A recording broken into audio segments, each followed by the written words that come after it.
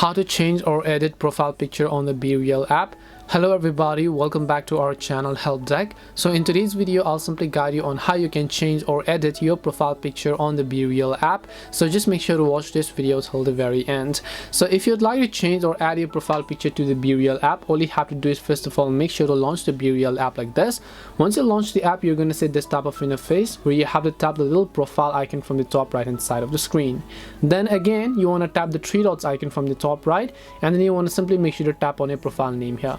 Once you do that, you're going to come to the edit profile page where you can simply see your profile picture. To change it, just tap on it once. It'll ask you to change profile picture, so you can choose to take a photo from your camera right away, or you can just select a one from your gallery. So tap on photo library here, simply choose a specific photo that you want to add to your BeReal, then just tap the save button, and then your BeReal profile picture will be successfully saved, as you can see here. Now all you need to do is just tap the little save button, and that's it on how you can change your BeReal app's profile picture. Hope this video was helpful to you guys, and if it did help you, then make sure to leave a like and subscribe to the channel. If you have any questions, feel free to leave them down. Thank you very much for watching till the end, and see you in the next video.